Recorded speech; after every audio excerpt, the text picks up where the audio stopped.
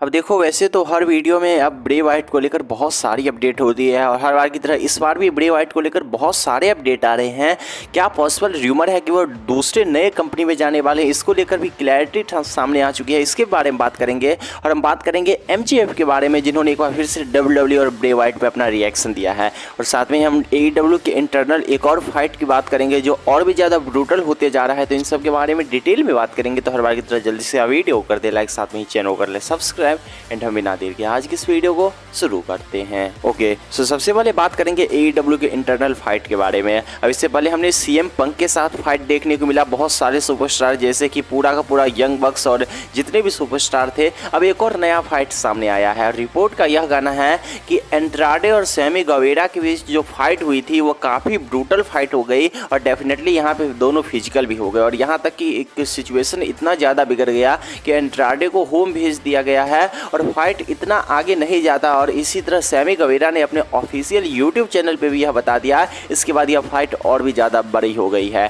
तो definitely AEW में Tony Khan को अब देखना पड़ेगा, क्योंकि लगातार AEW में फाइट होते जा रहे हैं और टोनी खान कुछ भी एक्शन नहीं ले पा रहे हैं और ऐसा चलता रहा तो AEW का कुछ नहीं होने वाला है। इसके बाद हमें एंड्राडे की तरफ से ट्वीट भी देखने को मिलता है, जहाँ पे उन्होंने कहा respect me and I will respect you. मतलब डेफिनेटली उन्होंने यहाँ से बोल्ड मैसेज डिलीवर कर दिया है सैमी गवेरा के लिए कि मुझे रिस्पेक्ट दोगे तभी तुम्हें रिस्पेक्ट भी मिलेगा। तो डेफिनेटली AEW की बात की जाए तो पिछले कुछ दिनों से बैक स्टेज बिल्कुल भी सही नहीं चल रहा है, सब कुछ बेकार चल रहा है।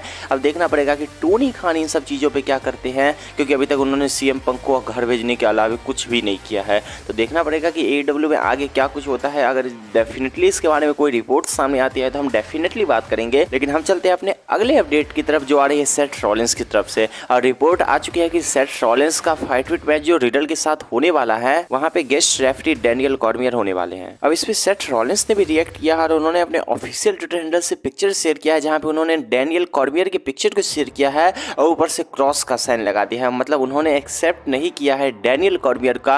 हालांकि उन्होंने पहले भी कहा है और वैसे भी उनको लगता है कि क्या ही फर्क पड़ता है चाहे डैनियल कॉर्मियर हो या कोई भी हो। तो देखना पड़ेगा कि WWE इस मैच को लेकर हाइप काफ़ी ज़्यादा बिल्डअप कर रही है और डेफिनेटली इसका आउटकम काफ़ी ज़्यादा अच्छा होने वाला है और यह देखना भी काफ़ी ज़्यादा दिलचस्प होगा, क्योंकि बहुत सारे एंगल इस फ्यूड से नज़र आ रहे हैं। हमें ब्रे वाइट का एंगल नज़र आ रहा है, ब्रॉक लेसनर का एंगल नज़र आ रहा है, यानी बहुत सारे एंगल नज़र आ रहे हैं। तो देखना पड़ेगा कि WWE क्या दिखाती है। लेकिन डेफिनेटली सेथ रॉलिंस ने डैनियल कॉर्मियर का क्रॉस पिक्चर शेयर किया गया है। इसके बारे में आपका क्या कहना है डेफिनेटली आप कमेंट सेक्शन बता सकते हैं। और हम चलते हैं अपने अगले अपडेट पे, जो आ रही है MJF की तरफ से। अब हर बार MJF WWE के बारे में ट्वीट करते ही हैं और एक बार फिर से ऐसा ही हमें देखने को मिला है, क्योंकि जैसे ही WWE ने रॉब फी को हायर कर लिया है as a director, as a writer, इसके बाद हमें MJF का रिएक्शन देखने को मिलता है और उन्होंने अपने ऑफिशियल ट्विटर हैंडल से ट्वीट किया है कि Rob Fee is a salt of the earth. और definitely salt of the earth MJF को भी कहा जाता है। तो उन्होंने बहुत सारी चीज़ों को लिंक किया है।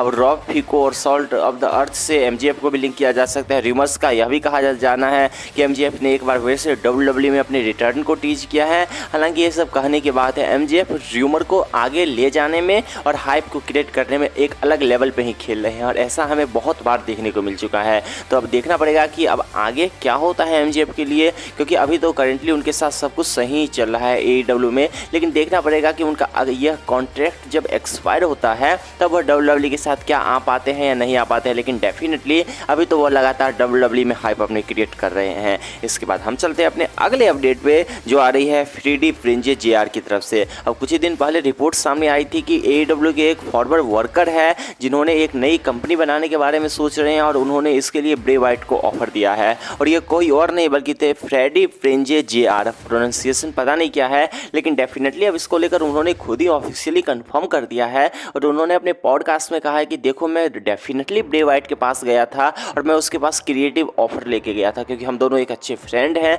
और मैंने मनी की बात ही नहीं की, क्योंकि उसे भी पता है कि मैं उतना पे नहीं कर पाऊंगा, क्योंकि WWE बहुत बड़े लेवल पे है। मतलब डेफिनेटली उन्होंने कहा कि वो एक तरीके से ऑफर लेके गए थे क्रिएटिव फ्रीडम का और ब्रे वाइट को उन्होंने पिच कर दिया है। अब देखना पड़ेगा कि ब्रे वाइट का रिएक्शन क्या होता है उनके हिसाब से। इससे यह चीज़ तो क्लियर है कि नए कंपनी में जाने से ब्रे वाइट को मनी के रूप में कुछ भी नहीं मिलने वाला है, क्योंकि डेफिनेटली कोई भी कंपनी उन्हें इतना पे नहीं कर सकती है करेंटली जितना WWE उन्हें कर सकती है। तो अगर एक एंगल से देखा जाए, नीचे कमेंट सेक्शन में भी इस रिपोर्ट के मैक्सिमम लोगों ने यही कहा था कि ब्रे वाइट डेफिनेटली WWE में रिटर्न करने वाले हैं। वैसे देखा आ जाए। तो इतना अच्छा कदम अगर लेने की बात की जाए तो मुझे नहीं लग रहा है कि ब्रे वाइट अभी इतने ज़्यादा स्टेबिलिटी में हैं, इसके बाद वे एक अनस्टेबल कंपनी में जाके वहाँ कुछ करने वाले हैं।